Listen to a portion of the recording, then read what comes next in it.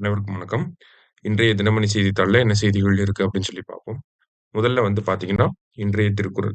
திருக்குறள்ல வந்து என்ன சொல்லியிருக்காங்கன்னா, "அறிவற்றம் காக்கும் கருவி செறுவார்க்கும் உள்ளளிக்கல் ஆகா அரண்" அப்படின்னு சொல்லி குடுத்திருக்காங்க. அறிவு அழிவு வராமல் காக்கும் கருவியாகும். அன்றியும் பகை கொண்டு எதிர்ப்பவர்க்கும் அழிக்க முடியாத உள்ளரணும் ஆகும் அப்படின்னு சொல்லி சொல்றாங்க. ஸோ அறிவு அப்படிங்கிறது நம்மளையே ஒரு அழிவிலிருந்து காக்கக்கூடிய கருவி மட்டும் இல்ல. நம்மளுடைய பகைவர்கள் நம்மகிட்ட இருக்கக்கூடிய மத்த எல்லா விஷயங்களையும் அழிச்சிட்டாலும், நம்மளோட அறிவ அழிக்க முடியாது அப்படின்னு சொல்லி திருவள்ளுவர் சொல்றார்.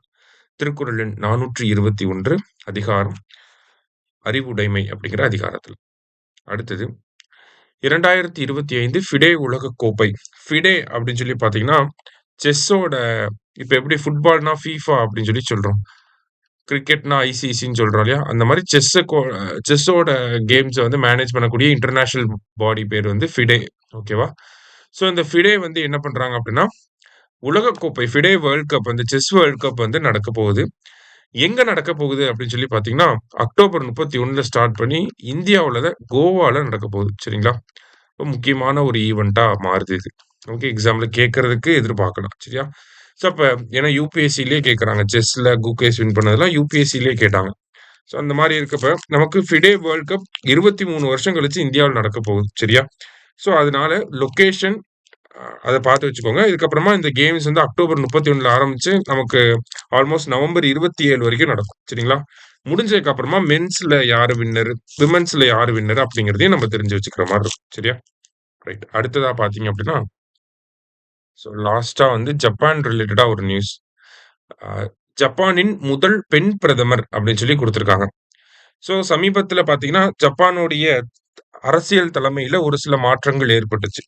ஷிகேரு இஷிபா அப்படிங்கிறவர் தான் வந்து இதுக்கு முன்னாடி, அதாவது முன்னாடி பிரதமரா இருந்தவரு.